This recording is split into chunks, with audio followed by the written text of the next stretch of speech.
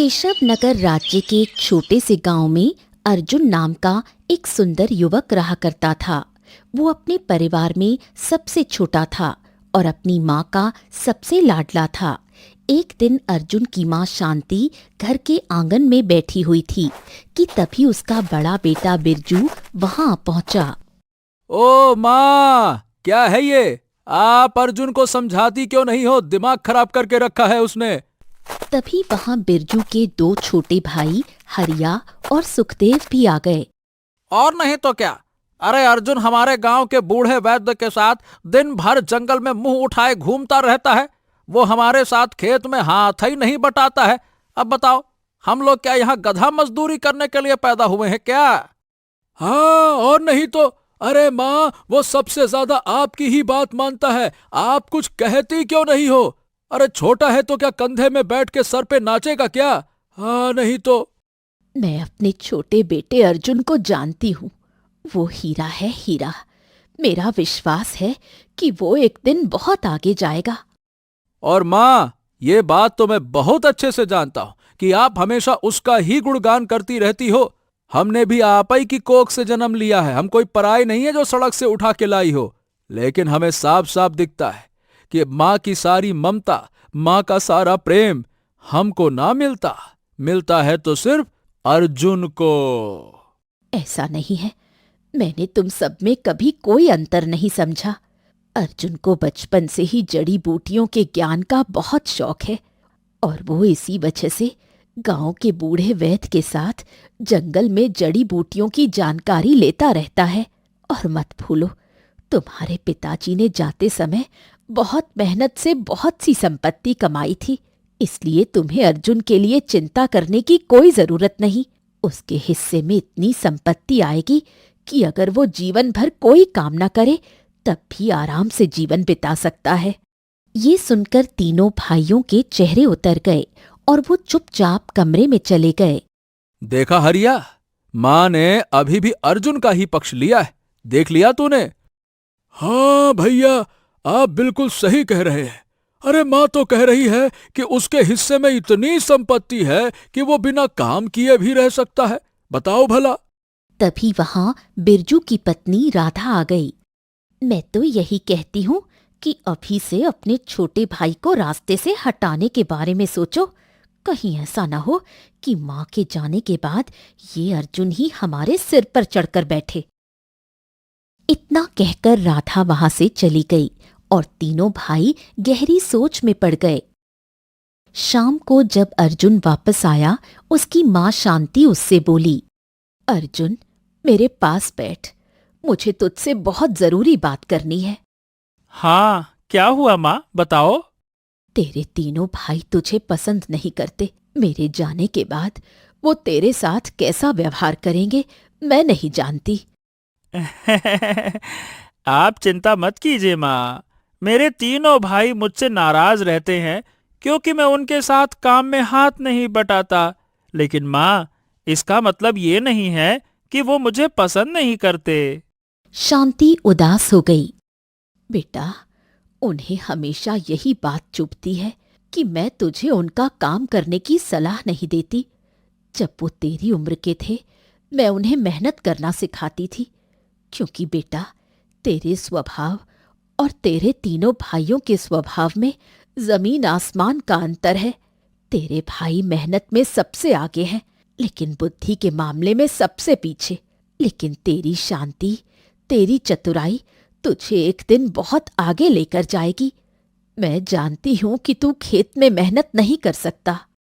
अर्जुन और उसकी माँ के बीच की सारी बातचीत बिरजू की पत्नी राधा चुपके से सुन रही थी।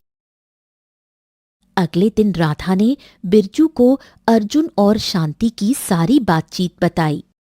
अच्छा, तो माँ के हमारे बारे में ऐसे विचार हैं। मतलब हम तीनों बुद्धिहीन और अर्जुन उस ससुर का नाती चतुर। ठीक है, अरे हम भी देख लेंगे वो अर्जुन को। हाँ, नहीं तो।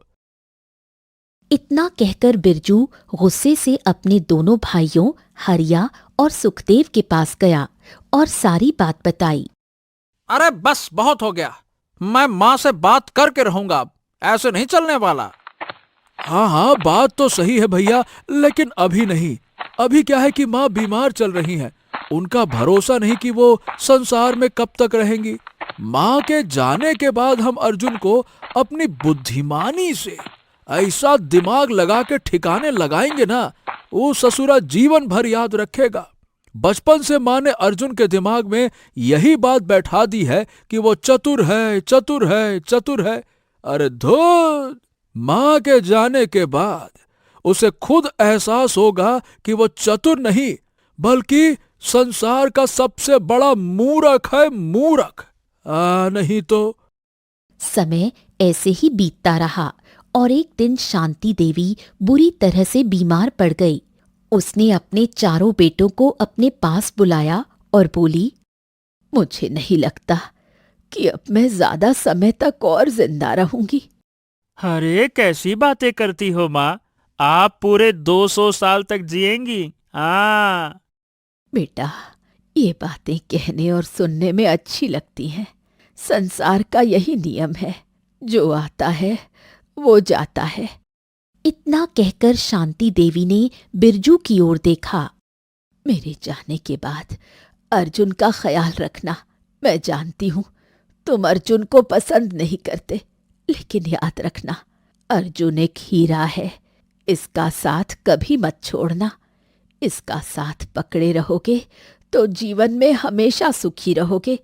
अपने छोटे भाई के प्रति अपने मन में कोई मलाल मत रखना। कुछ देर बाद तीनों भाई वहां से चले गए। अर्जुन अपनी माँ के पास बैठा रहा। कुछ दिन बाद अर्जुन की माँ शांति देवी का देहांत हो गया। माँ के देहांत के बाद तीनों भाई एक कमरे में बैठे थे कि तभी बिरजू की पत्नी राधा वहां आई। माँ को गए हुए 1 माह से ऊपर हो गया है। अब इस अर्जुन के बारे में कुछ सोचा है या नहीं? हाँ, इसी बारे में हम चर्चा कर रहे हैं राधा। इतना कहकर वो हरिया की ओर मुड़ा। हरिया, क्या कहते हो? कोई उपाय सोचा है तुमने? भैया, मेरे पास ना एक बहुत ही अच्छा उपाय है। एक काम करते हैं, हम तीनों अर्जुन को पहले समझाकर उसे बड़ा व्यापार करने के लिए राजी करेंगे। अच्छा, और उसके बाद? उसके बाद हम अर्जुन के हिस्से की जमीन बेच देंगे और जमीन का बिका हुआ सारा धन अर्जुन को दे देंगे। फिर उसे राज्य में जाकर व्यापार करने को कहेंगे। और हमारे हाथ क्या लगेगा? अरे भाई, तुम तो वो बात कर रहे हो जो आगे जाकर सच हो ही जाएगी। अर्जुन तो भविष्य में जाकर यही करेगा ही करेगा, देख लेना। आगे की योजना तो तुमने सुनी ही नहीं सुखदेव, पहले पूरी बात तो सुनो। इतना कहकर सुखदेव आहिस्ता से अपने दोनों भाइयों को योजना बताने लगा। उसकी पूरी योजना सुनकर दोनों भाई खुश हो गए। अरे वारे वारे वारे हरिया, तूने तो कमाल कर दिया रे। क्या कमाल की बुद्धि पाई है। माँ तो बेवजह ही अर्जुन को चालाक समझती है। अरे क्या बुद्धि है रे, गजब। अरे गजब गजब गजब। असली बुद्धिमान तो तुम हो। वो ससुरा अर्जुन मूर्ख है, मूर्ख। अब देखो क्या होता है अर्जुन के साथ। अगले दिन तीनों भाई अर्जुन के पास चले गए, जो खेत में उदास बैठा हुआ था। अपने तीनों भाइयों को देखकर अर्जुन चौंक गया। बिरजू की आंखें नम थीं। अर्जुन, ए छोटे, मैं जानता हूं कि तुम यही समझते हो कि हम तीनों भाई तुम्हें पसंद नहीं करते, है ना? माँ को भी यही गलतफहमी थी। क्यों छोटे, ऐसा ही था ना? और छोटे, हम तुझसे बहुत जरूरी बात करने आए हैं। तो हाँ भैया, आप लोग इतना दुखी, मतलब क्या हो गया? कुछ बात है क्या? बोलिए ना, क्या बात है? देखो अर्जुन, हम तीनों तो ठहरे अनपढ़, मेहनत मजदूरी करके ही अपना जीवन बिताएंगे। लेकिन पिताजी ने तुम्हें पढ़ाया लिखाया था और माँ हमेशा तुम्हारी बुद्धिमानी की प्रशंसा करती थी। वो चाहती थी कि तुम एक बहुत बड़े व्यापारी बनो।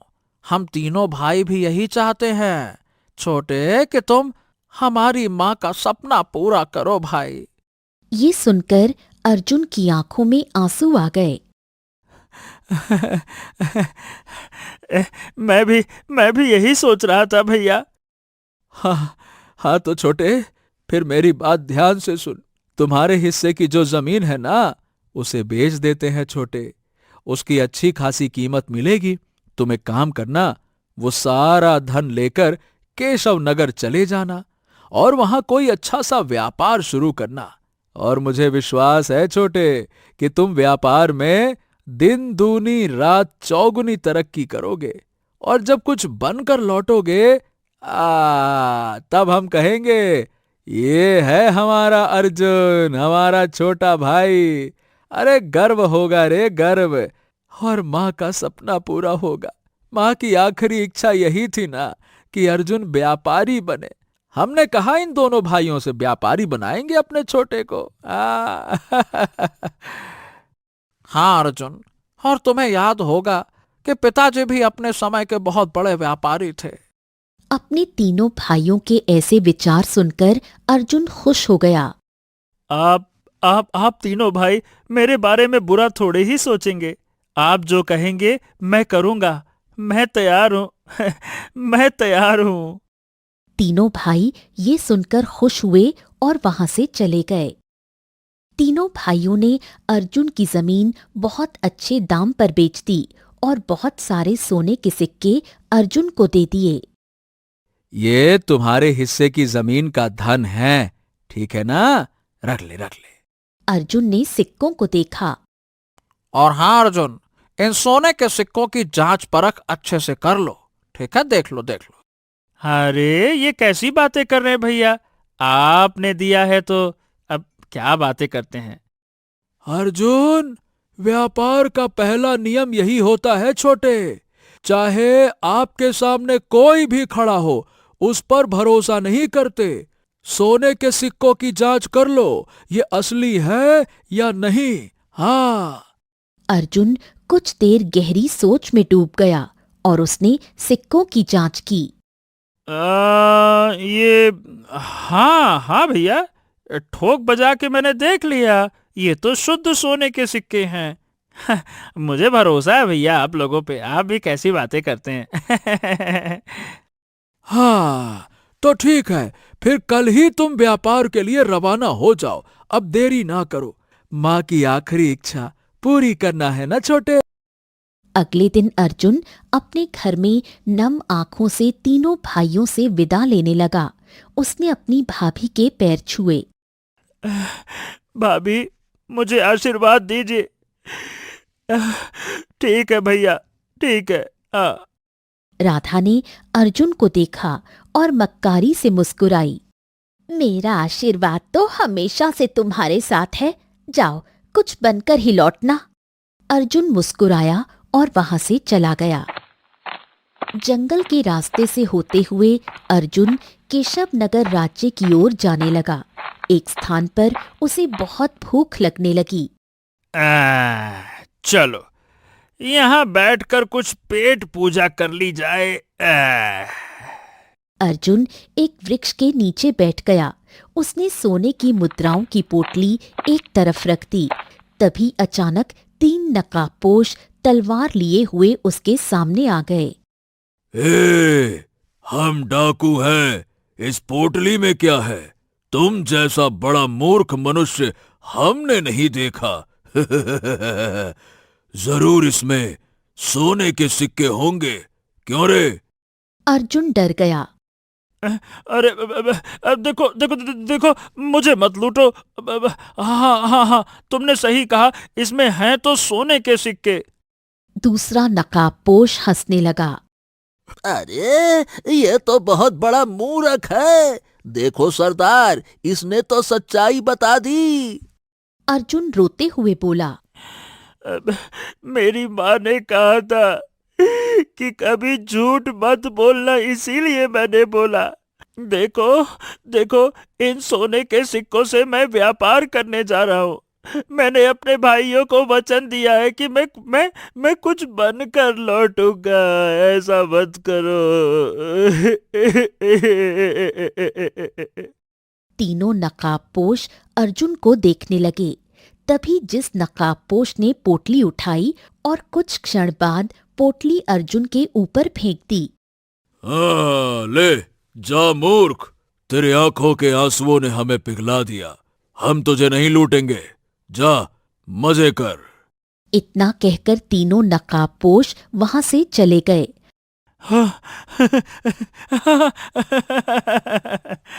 माँ की सीख काम आई, कभी झूठ नहीं बोलना। चलो, जान बची तो लाखों पाए। बड़े ही नेक डाकू थे। अगले दिन अर्जुन केशव नगर राज्य पहुंचा और बहुत बड़ी अनाज की मंडी में चला गया। अनाज का भाव क्या है भैया? व्यापारी ने अनाज का भाव बताया। मैं एक व्यापारी हूँ, मैं आपसे अनाज खरीदना चाहता हूँ और यहीं केशव नगर में उसे अच्छे दाम में बेचना चाहता हूँ। इसीलिए मैं चाहता हूँ कि आप ऐसे दाम लगाएं कि जिससे मुझको भी थोड़ा मुनाफा हो जाए। भैया, क्या भाव है इसके? ये तो बहुत अच्छी बात है भैया। अच्छा ठीक है, मैं तुम्हें अच्छे दाम लगाऊंगा। ये देखो। व्यापारी ने अर्जुन को कम दाम बताए। अर्जुन ने अपनी पोटली खोली और कुछ सोने के सिक्के व्यापारी को देकर कहा, ये लीजिए, ये रहे सिक्के आपके। व्यापारी ने जैसे ही सिक्के हाथ में लिए वो क्रोधित होकर खड़ा हो गया। हैं? तू जरूर कोई बहुत बड़ा ठग है। अरे मुझे क्या मूर्ख समझता है क्या? अर्जुन चौंक गया। क्या हो गया व्यापारी जी, मुझसे कोई गलती हो गई क्या? अरे गलती के बच्चे, नकली सोने के सिक्के देकर असली अनाज खरीदने आया है, हैं? क्या? हे भगवान, हे भगवान, मैंने तो सिक्कों की जांच की थी। ये तो असली थे, फिर ये नकली कैसे हो गए? जब चोरी पकड़ी जाती है तो लोग ऐसी ही बातें करते हैं कि मैं चोर नहीं, मैं चोर नहीं। ये सैनिकों, पकड़ो इसको, नकली सोने के सिक्के दे रहा था, पकड़ो इसको। सैनिक तुरंत आ गए। व्यापारी ने उन्हें सारी घटना बताई। सैनिक अर्जुन को नकली सिक्कों सहित खींचकर राज दरबार ले गए। राज दरबार में राजा विक्रम चिंतित अवस्था में बैठा था। सैनिकों को देखकर चौंक गया। कौन है ये? सैनिकों ने सारी घटना बता दी। महाराज, ये बहुत बड़ा ठग है। अच्छा हुआ कि पहली बार में ही पकड़ में आ गया, नहीं तो हमारे राज्य के न जाने कितने व्यापारियों को ठगता। राजा विक्रम क्रोधित हो गया।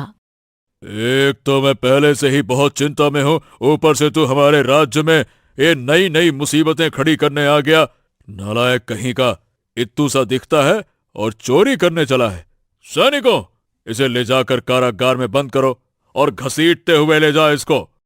सैनिक तुरंत अर्जुन को ले गए और उसे कारागार में बंद कर दिया। अर्जुन कारागार की बंद दीवारों में बैठा रोने लगा। अरे रे, हे भगवान, ये सब कैसे हो गया? कैसे? मैं क्या करूं? इधर दूसरी ओर अर्जुन के तीनों भाई बिरजू, हरिया और सुखदेव बैठे हुए हंस रहे थे। उनके सामने असली सोने के सिक्के पड़े थे।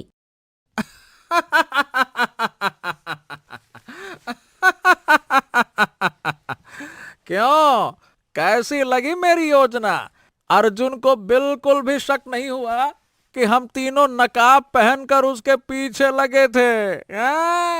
डाकू बनकर हमने पहले उससे असली सिक्के चुराए और बड़ी आसानी से नकली सिक्कों की पोटली उसके मुंह में दे मारी। एहसान का एहसान और हम मजे के मजे। हाँ, और उस मूर्ख को यही लग रहा होगा कि वाह वाह वाह वाह, डाकू तो बड़े अच्छे थे, बगैर लूटे वहां से चले गए। हाँ, और मुझे पूरा विश्वास है कि वो जरूर किसी कारागार की चार दीवारी में कैद होकर मेरे साथ ही ऐसा क्यों होता है? मेरे साथ ही ऐसा क्यों होता है? यही कह रहा होगा, क्यों राधा? माँ को बहुत गुमान था कि उनका सबसे छोटा बेटा बहुत चतुर है। सारी चतुराई धरी की धरी रह गई। राधा की ये बात सुनकर तीनों भाई जोर जोर से हंसने लगे। कुछ समय ऐसे ही बीत गया। अर्जुन कारागार में बंद था और उसकी हालत बहुत खराब हो गई। कारागार में एक और कैदी था। उसने अर्जुन की ओर देखकर पूछा, हाँ, ये बताओ, तुम तो बहुत शरीफ लगते हो। तुम किस अपराध में बंद किए गए हो? अर्जुन ने सारी घटना उस कैदी को सुनाई। अब मैं क्या बताऊं? मुझे बस एक ही बात का अफसोस है कि महाराज ने मेरी बात ठीक से सुनी भी नहीं और बिना सोचे समझे मुझे कारागार में बंद कर दिया। बताओ भला। हाँ। दरअसल इसमें तुम्हारी भी गलती नहीं है और ना ही महाराज की। गलती सारी की सारी समय की है। समय की गलती? मैं कुछ समझा नहीं। दरअसल महाराज की कोई संतान नहीं है और महाराज अपनी मां से बहुत ज्यादा प्रेम करते हैं। और महाराज की मां की तबीयत कुछ दिनों से बिल्कुल ठीक नहीं लग रही है। वो होश में ही नहीं आ रही। सारे वैद्य हार मान चुके हैं और महाराज इसी वजह से बहुत चिंता में हैं। ओ, अगर ऐसी बात है भैया तो एक बार मैं प्रयास करके देख लेता हूँ। कैदी गहरी सोच में डूब गया। अच्छा, तुम? क्यों भाई, तुम कौन हो? कोई भगवान हो क्या? हैं? नहीं नहीं नहीं, भगवान तो नहीं हो। दरअसल क्या है ना कि मुझे जड़ी बूटियों का ज्ञान है, इसीलिए मैंने कहा ऐसा। हाँ हाँ हाँ, वो सब तो ठीक है, लेकिन क्या तुम्हारा ज्ञान हमारे राज्य के कुशल वैद्यों से भी अधिक है? वो भी हार मान चुके हैं। उन्होंने कह दिया है कि महाराज की मां के बचने की उम्मीद ना के बराबर है। मुझे लगता है कि तुम इस कारागार में काफी समय से बंद हो, इसीलिए सब बातें जानते हो। तुम एक काम करो, किसी भी तरह से मुझे एक मौका दिलवा दो बस। कैदी गहरी सोच में डूब गया। हाँ ठीक है, शाम को एक सैनिक आता है, मैं उससे बात करता हूँ। शाम को सैनिक आया। कैदी ने उसे सारी घटना बताई। ये जो दूसरा कैदी बंदी गृह में बंद है, इसका दावा है कि ये महाराज की मां को ठीक कर सकता है। सैनिक ये सुनकर चौंक गया। उसने तुरंत अर्जुन को राज दरबार में ले जाकर सारी बात राजा विक्रम को बताई। तुम तो वही ठग हो जिसे मैंने कुछ दिनों पहले बंद करने का आदेश दिया था। क्या तुम हमारे साथ कोई नया खेल खेलना चाहते हो? हैं? बताओ, बोलो, क्या तुम सच में मेरी मां को ठीक कर दोगे? महाराज, मैं बस एक बार प्रयास करना चाहता हूँ, पर मुझे विश्वास है कि मैं सफल हो जाऊंगा, क्योंकि मैं बचपन से लेकर जवानी तक केवल जड़ी बूटियों का ही ज्ञान प्राप्त करता आया हूँ। एक बार कोशिश करने में क्या बुराई है? राजा विक्रम गहरी सोच में डूब गए। ठीक है, ठीक है। कुछ देर बाद राजा विक्रम अर्जुन को अपनी मां के कक्ष में ले गए। अर्जुन ने महारानी के शरीर की जांच की और राजा को कुछ जड़ी बूटियां मंगवाने को कहा। कुछ देर बाद वो जड़ी बूटियां लाई गईं। अर्जुन ने उन्हें पीसकर महारानी के माथे पर लगाया और उनका रस बनाकर राजा विक्रम से कहा, महाराज, ये रस इन्हें पिलाइए। जैसे ही राजा विक्रम ने रस अपनी मां को पिलाया, अगले ही पल महारानी की आंखें खुल गईं। ये देखकर राजा विक्रम की आंखों में आंसू आ गए। हाँ, माँ, मेरी माँ। अरे तुम ठीक हो गई। कोई भी व्यक्ति चमत्कार नहीं कर पाया। मुझे लगा था कि अब माँ कभी आंखें नहीं खोलेंगी, लेकिन तुम्हारे एक प्रयास ने सब कुछ बदल दिया, सब कुछ बदल दिया। महाराज, मुझे केवल 10 दिन और दीजिए, मैं आपकी माँ को बिल्कुल ठीक कर दूंगा। हाँ हाँ, बिल्कुल ठीक है, हम तुम्हें इजाजत देते हैं। अरे 10 दिन नहीं, तुम 20 दिन लो। हाँ। अर्जुन 10 दिनों तक राजा विक्रम की मां की सेवा एक बेटे की तरह करता रहा। कुछ दिन बाद अर्जुन महारानी को राज दरबार में लेकर आया। क्या बात है, क्या बात है माँ। ऐसा लग रहा है कि मानो आप कभी बीमार थी ही नहीं। हाँ। ये सब अर्जुन की वजह से हुआ है। इसने एक बेटे की तरह दिन रात मेरी सेवा की है। अर्जुन, हमें विश्वास है कि जिस आरोप में हमने तुम्हें उस दिन कारागार में बंद किया था, वो आरोप पूरी तरह से निराधार होगा। तुम चाहे कुछ भी हो सकते हो, लेकिन ठग तो कभी नहीं हो सकते। हमने तुम्हारे दिल की साफ गोई को पहचान लिया है। अर्जुन ने सारी घटना राजा को बताई। हाँ, वही तो महाराज। सही बताऊं, मुझे खुद समझ नहीं आ रहा कि नकली सोने के सिक्के मेरे पास आए कहां से। राजा विक्रम गहरी सोच में डूब गए। अब खैर जाने दो। देखो, हम चाहें तो तुम्हें असली सोने के सिक्के दे सकते हैं, पर हमारी इच्छा यह है कि तुम महल में रहो हमारे साथ। अर्जुन खुशी खुशी राजा का प्रस्ताव मान गया। कुछ दिन बाद राजा विक्रम चिंतित अवस्था में बैठे, तभी अर्जुन वहां आ पहुंचा। क्या हुआ महाराज, आप इतने चिंता में क्यों हैं? हाँ, अब तुम्हें क्या बताऊं अर्जुन। पड़ोसी राज्य की सेना हमारी सीमा के भीतर पहुंच गई है। वो कभी भी हम पर आक्रमण कर सकते हैं। उनकी सेना हमारी सेना से दुगनी है। हम जीत नहीं सकते, बस यही चिंता है। अर्जुन गहरी सोच में पड़ गया। उपाय बहुत आसान है महाराज। क्या मतलब? महाराज, आपने कहा कि पड़ोसी राज्य की सेना आपकी सीमा तक पहुंच चुकी है, तो ये साफ है कि आपके ही राज्य में कुछ गद्दार हैं जो उन्हें खाने पीने का सामान पहुंचा रहे होंगे। नहीं तो बताइए भला, पड़ोसी राज्य बहुत दूर है, उनके पास रखा सामान अब तक तो खत्म हो चुका होगा। आप केवल ये कर दीजिए कि उनके भोजन स्रोत को खत्म कर दीजिए। भूखा सैनिक असहाय हो जाता है, वो अपनी जान बचाएगा या फिर युद्ध लड़ेगा। और जब वो कमजोर हो जाए तो अचानक से हमला कीजिएगा। आप युद्ध अवश्य जीत जाएंगे महाराज।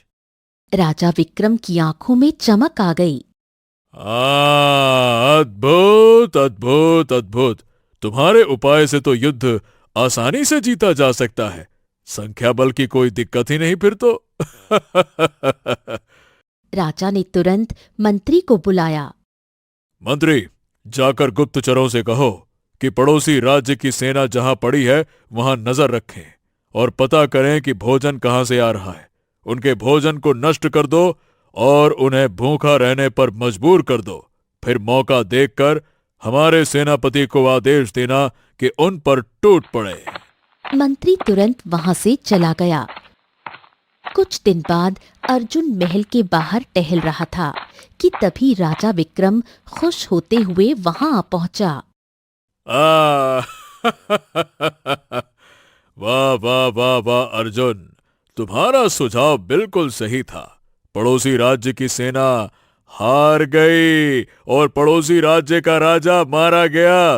वो राज्य भी अब हमारा। चलिए महाराज, एक राज्य और आपके हाथों में आ गया। और ये सब कुछ तुम्हारी वजह से हुआ है अर्जुन। देखो अर्जुन, एक बात हम कहना चाहते हैं कि हमारी कोई संतान तो नहीं है। हम हमेशा इस चिंता में रहते थे कि हमारे जाने के बाद हमारे राज्य को संभालेगा कौन। लेकिन अब मुझे ये चिंता करने की बिल्कुल जरूरत नहीं है। तुम्हारे अंदर राजा बनने के सारे गुण मौजूद हैं।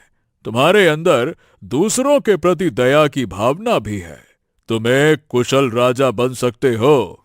चलो, मैं तुम्हें कल ही इस राज्य का अगला राजा घोषित कर दूंगा। हैं? महाराज, आप बहुत बड़ा फैसला ले रहे हैं। थोड़ा सा सोच समझ कर। हमें तुम पर पूरा विश्वास है अर्जुन। अगले ही दिन राजा विक्रम ने अर्जुन को राज्य का राजा घोषित कर दिया। अर्जुन अब एक राजा की तरह जीवन बिताने। उधर दूसरी ओर बिरजू, सुखदेव और हरिया अर्जुन के जाने के बाद बहुत खुश थे। सुखदेव और बिरजू खेत में काम कर रहे थे कि तभी हरिया दौड़ता हुआ आया। सुखदेव भैया, बिरजू भैया, हाँ, सुखदेव भैया, बिरजू भैया, मेरी बात बहुत गौर से सुनो। हाँ हाँ हाँ, क्या हुआ हरिया? हाँ हाँ, जल्दी बोल, क्या बात है? हाँ, अब केशव नगर राज्य से एक बहुत बड़ा व्यापारी आया हुआ है जो इस गांव में बसने की सोच रहा है, और वो गांव की सारी जमीन 10 गुना ज्यादा कीमत पर खरीद रहा है। ये सुनकर दोनों भाई चौंक गए। क्या बात कर रहे हो? क्या तुम सच कह रहे हो? कहीं वो व्यापारी मूर्ख तो नहीं है? मूर्ख नहीं, वो बस गांव में बसना चाहता है और इस गांव का जमींदार बनना चाहता है वो। सुखदेव और बिरजू खुश हो गए। हाँ, तब तो हमें उससे तुरंत मिलना चाहिए। क्या कहते हो भैया? और नहीं तो क्या, चलो हम तीनों चलते हैं, चलो। कुछ देर बाद तीनों उस व्यापारी के पास पहुंचे। अरे भाई, कौन हो तुम? हम इस गांव के सबसे बड़े किसान हैं। हमारे पास बहुत सारी जमीन है।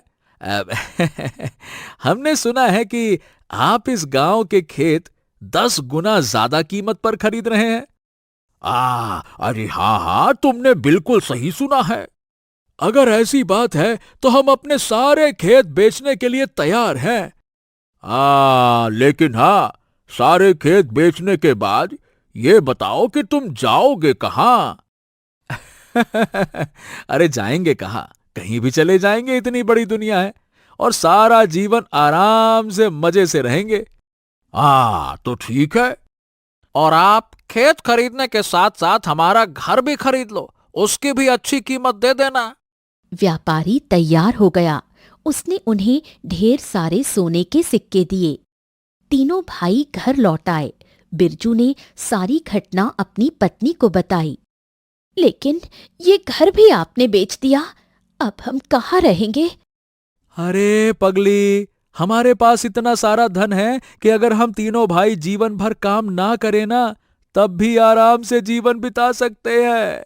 और वैसे भी हम तीनों सोचते थे कि हमारे पास इतना धन आ जाए कि हमें कोई काम ही ना करना पड़े, तो लो, आ गया धन धनाधन धन। अरे इसीलिए तो हमने अर्जुन को अपने रास्ते से हटाया था।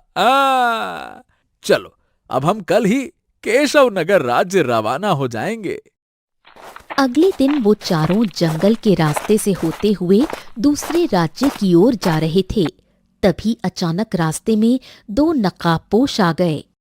दोनों नकाबपोशों ने अपनी तलवार निकाल ली और चारों की ओर देखकर कहा, तुम्हारे हाथ में जो कुछ भी है वो चुपचाप हमें दे दो, नहीं तो हम तुम्हारी गर्दनें तुम्हारे शरीर से अलग कर देंगे। निकालो चुपचाप। ये सुनकर चारों डर गए। हाँ, देखो देखो देखो, देखो, हमें हमें हमें हमें जाने दो, हम पर दया करो, हमने कुछ नहीं किया है। अरे क्या तुम हमें मूर्ख समझते हो? हम डाकू हैं, डाकू। जल्दी से तुम्हारे पास जो कुछ भी है चुपचाप हमें दे दो, निकालो। डरते हुए तीनों भाइयों ने अपने सोने के सिक्कों की पोटली दोनों नकाबपोशों को दे दी। सुखदेव फूट फूट कर रोने लगा। अरे देखो, हमारे पास तो केवल यही जमा पूंजी है। अगर तुम ये लूट लोगे तो हम सब बर्बाद हो जाएंगे। हमारी बर्बादी पर दया करो, दया करो। अरे ओ, बकवास बंद कर, ये फालतू की बातें नहीं करना। अगर घोड़ा घास से दोस्ती कर लेगा तो खाएगा क्या? तभी राधा बोली, दया करो, हमें मत लूटो। दोनों डाकू कुछ देर उन्हें देखते रहे, फिर सोने की पोटली वापस फेंक दी। अरे जाओ जाओ जाओ, तुम भी क्या याद रखोगे, लो। इतना कहकर दोनों नकाबपोश वहां से चले गए। चारों खुश हो गए और तेज कदमों के साथ केशव नगर राज्य की ओर बढ़ गए। चारों सीधे एक सराय में गए। हाँ, देखो, हमें कुछ दिन के रहने के लिए एक कमरा चाहिए। उसके बाद हम यहाँ अपना घर खरीद लेंगे। उन्होंने सोने की पोटली में से कुछ मुद्राएं सराय के मालिक को दे दी। सराय के मालिक ने सिक्कों को देखा और गुस्से से बोला, तुम्हारा दिमाग तो ठीक है। अरे तुम लोग कितने बड़े ठग हो। अरे मुझे मूर्ख समझते हो क्या? नकली सोने के सिक्के पकड़ाने आए हो? ये सुनकर चारों चौंक गए। हैं? अरे नहीं नहीं नहीं नहीं नहीं, ये तो असली सोने के सिक्के हैं।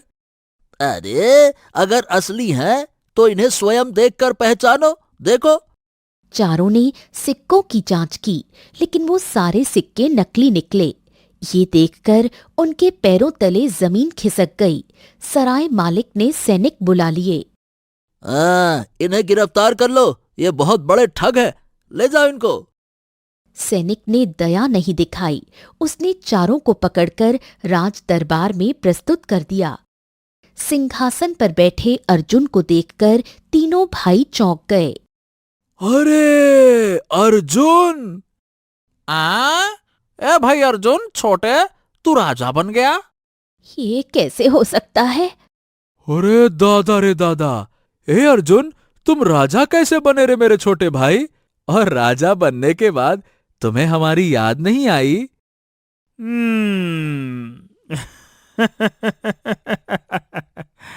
मैं राजा कैसे बना? ये कहानी मैं तुम्हें बाद में बताऊंगा। लेकिन हाँ, अभी तुम मेरे सामने बंदी बनाकर लाए गए हो, तो बताओ इनके ऊपर क्या आरोप है? महाराज, ये लोग नकली सोने के सिक्के बाजार में चलाने का प्रयास कर रहे थे। सराय के मालिक ने इन्हें पकड़ लिया। बताओ, क्या ये सच है? नहीं नहीं रे अर्जुन, ए छोटे, ये सच नहीं है, नहीं है। बिरजू ने सारी घटना अर्जुन को बताई। हमें लगता है कि उन नकाबपोश डाकुओं ने सोने के सिक्के बदल दिए। हमें लगा कि उन्होंने दया करके छोड़ दिया, लेकिन कोई दया नहीं की। ठीक वैसे ही जैसे कुछ समय पहले मुझे लगा था कि डाकुओं ने मुझे छोड़ दिया। 3 डाकू थे, 3। तीनों भाई चौंक गए। जानते हो, काफी समय तक मैं सोचता रहा कि मेरे असली सोने के सिक्के नकली कैसे हो गए। फिर एक दिन मैंने उन 3 नकाबपोशों की आंखें याद की और उसी पल सारी सच्चाई सामने आ गई।